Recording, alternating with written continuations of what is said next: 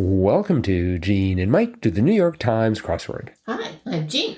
And I'm Mike. And today we are doing the crossword for Friday, June 26th, 2026. So since 26 is 2 times 13 and it is Friday, was this doubly unlucky as far as crosswords are concerned? Not for me. Not for you? Nope. Was it lucky for you? It was lucky. Oh, good. In the sense that you got through it fairly quickly? Well, I got through it, not super quickly, but I did get through it by myself. Good. I just thought it was a fun puzzle. Uh-huh. There were a lot of fun clues, I thought. Yes. So my favorites were 2 and 3 across. 2 and 3 down. 2 down was expert on cosmos, and 3 down was expert on the cosmos. And the answers were mixologist and astronomer. Yes. I thought that was very funny. So I worked backwards from the answer to figure out that Cosmo must be a drink. Cosmo, yes. And I'm pretty sure I know what the cosmos is. Yes. As much as anyone can, I guess. Yes. I was sort of stumped by 1 across. Hectic time for JFK. Oh. And I thought, noon. Maybe the airport gets really busy at noon, but that Right. didn't make any sense. It was going to be like early morning, but it turned out to be Xmas. That's right. I was kind of puzzled by that too. But then I looked at 1 down. Group of mutants. I'm like, it's got to be X-Men. So once I had the X, then I thought, well, it must be Christmas or Xmas, as it's shortened. So. See, for 1 down, I started off with GMOs because I had the M of 12 across. Oh, yes. Tight-fisted sort was a miser. Yes. And we just had GMOs, like the glowfish and the like, and the extremely pink pineapple or something. Yes, So I went for GMOs and then had to retract that. I liked 5 across, bar of note, fret. Yes. I went for clef. That sounded. I really didn't know what to make of that, but yeah, I didn't either. But yeah, I got fret. And then we had 5 down, goals for those in a rush, informally, frats. Frats, yes. It took me a long time to switch context there because I was like, well, this is clearly, what do people in a rush have to do? But yes. Wrong rush. That's kind of wrong rush. 9 down was great. It was wrong in brackets and capitalized, and it turned out to be bzzzt. What'd you I wasn't quite sure how you spell bzzz, but it turned out to be BZZT. See, I went for bong because I had it starting with a B because 9 across texters, hang on a sec was BRB. And so I had bong, and then I had buzz because I figured you'd make a buzzing sound for getting to Bing. There were a lot of Z's in this crossword, it seemed. At least certainly in this area, because we had the bzzzt, and then we had 15 across. The top banana was a czar. Right. And of course, we also had the 23 across. Top banana for short was a CEO. Yes. So we had a CEO and a czar. 16 across, the biggest restaurant size that nevertheless is often topped. So I had extra large, and then I had that Z. Because actually I had it there because of 10 down, level, and level was raise, R-A-Z-E, and then we had 11 down, 2-pronged fastener was Brad. So I had it ending in Z-A, and I just had 3 letters to go. So I thought Runza, which I believe is a Nebraskan delicacy. Yes, And so I hauled that out of long-term storage. Well, yeah. And had extra large Runza. Yes, we haven't lived in Runza since a long time ago. And of course, I've never eaten a Runza, but no, you haven't. But I'm a vegetarian, but I have, and they're quite good. Right. I don't know that they make extra large ones. I think they kind of just come in one size or else kid size. Well, the other problem was that what would have been the R of Runza was coming off of 18 down, spur, which was prod. Prod, yes. So it would have been punza. But I hope you figured out it was pizza. Yes, I eventually got to pizza. Although, I mean, honestly, 15 down, Stan's Workplace on American Dad for short. That is a That was a pivotal area of the crossword, and I had no idea. Me either. It was Either. CIA. Mhm. At first, I thought it was going to be lab, Oh, and then once I had runs in there, I had no idea what it was going to be. But also beneath that, we had 20 across, like many films and teaser trailers, not yet rated. yes. That did not come to me for a long time. I fortunately I had 6 down. The golf great McIlroy was Rory. Rory McRory. I remember one name. No, it's McIlroy, right? That's the last name. Is it? Okay, yeah. I think so. Okay. Seems to have 2 L's in it, but Yeah. let's see. We had 6 down was vacillated, and I had seesawed. Oh, no. And eventually turned it into teetered. Teetered. That required a large amount of sort of undoing. It would. It would. Retreating, as it were. I also love 27 down. Later, dude. Adios, amigo. Yes. Yeah, that was pretty good. 25 across was upper limit that cannot be exceeded. So it was 7 letters long. I wrote in maximum. Oh, yeah. I thought about maximum, but I already had too many letters that told me no, it's not maximum. Well, you see, because for 25 down resting place, I went for motel.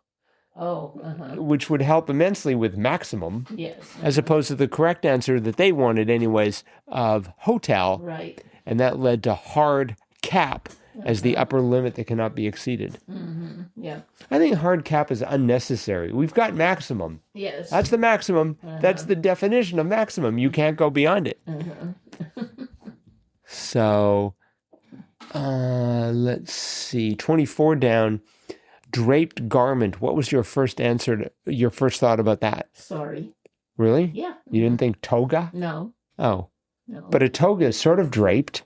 Well, sort of, yeah, but not like a sari. I mean, a sari is just a big piece of fabric that's wrapped around a body. But toga is an actual piece of clothing. It might have, something that you throw over your neck or something, but it's actually got, seams and hem and Really? yeah, armholes. The ancient Romans knew how to do that? I think so. Did they put the little tag in the back with and the instructions, do not wash in hot water? I don't know. I doubt. Wash with light colored togas? We had 28 down. I don't know how I knew this, but I had enough letters. 28 down, prison design that allows one guard to keep watch on all the inmates. PANOPTICON. Yes, I did not know that.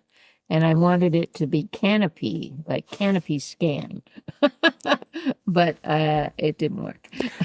So eventually I got Panopticon. PANOPTICON. It just sounds, evil. Yes, it does. I at first, because I had that A as the second letter, I thought it was going to have something involving cafeteria, like a cafeteria design. Oh, But it was not the case. No. Well, something I learned, 43 down. I did not know about this. Self-driving car company started by Google, Waymo. Right. I didn't. I'd never heard of Waymo. So if you were a big EV fan like I am, you would. That was a gimme. Oh, absolutely a gimme. Yeah. They're huge. They are. They're still in business. I think so. Oh, okay. Waymo. Yeah. And it's what? It's like an Uber, only it's self-driving. It's self-driving. Yep. I'd be a little nervous about that. Google seems to be doing a better job than Tesla, which also had their own sort of robotic service.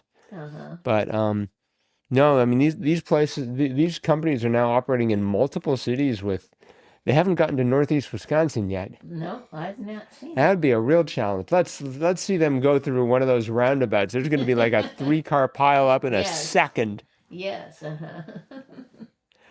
44 across, one-time rap group whose initials spell out a synonym for jump around appropriately. House of Pain. Right. I listened to a little bit of. Oh, those initials. Okay, I thought it was like the initials of the members of the group. No, I don't think so. Yep, I get it now. I tried listening to some of their music, and I was impressed with the lack of profanity. Oh. It's like, wait, where's the profanity? But it was in the 90s, so I guess that was BP, before profanity. Perhaps. So I also liked 43 across, a slangy response to a knock at the door. Who dat? Right. Who dat? See, I went for who's that? Oh. But that meant that 26 down, the Pulitzer-winning poet Aiken was Conraz, as opposed to Conrad. Conrad. See, they do this a lot. You know, they'll mention the name of someone who's won a Nobel Prize or won a Pulitzer Prize, and they're sort of slightly implicitly hinting you ought to know this, because it's like, these are important people. I did not know Conrad Aiken. Oh. Did you know Conrad Aiken? Yes, I do. See, once again, now the New York Times makes me feel inferior. You make me feel inferior. Who is Conrad Aiken? He's a poet. He just, I remember studying his poetry in junior high, I think. Really? Yeah. Huh. Mm-hmm. So American poet? Mm-hmm. Okay. That's probably why we didn't study American poets. Oh, you didn't? No, that was illegal. 52 down was cute. That was Copycats, Mew. Yeah. And that crossed with 55 across. Popular toys in a plural form officially discouraged by their maker, Legos. Yes. Legos doesn't want you to say or Lego doesn't want you to say Legos? I guess not. And you walk into a store and say, I'd like to buy a bunch of Lego. Let me know, why you want one? Where do you sell the Lego? Yeah. Like there's just one. I can't imagine that they would be upset by Legos. Oh, well. 38 down, like offspring in a strictly asexual lineage, that I first thought was going to be cloned. Me too. But it was clonal. Clonal, yes. We needed that L for Legos. You did. But then that A was in 51 across, which went the length of the puzzle. Current affairs, and that was electrodynamics, or dynamics, as I had it. Right. That's where I finally figured out, that should probably be an A, and that's then when I solved the puzzle. Wait, you spelled clonal with an E? No, I had cloned. Oh, I see. So you had Dego. And I changed the D because I figured out it was Legos. Right. I didn't change the E. So I understand. So that electrodynamics. All right. I think that is it for today. Okay. At least as far as the crossword is concerned. This, by the way, was by Spencer Leach, his 8th since 2023, and his 2nd Friday. But it is Friday. That it is. Which means it's time for a Fun Fact Friday. And it is my fervent prayer that you have a fun fact for Fun Fact Friday. I do have a little fun fact, and I cannot remember what day this answer was given in a crossword, but we had the answer steeple.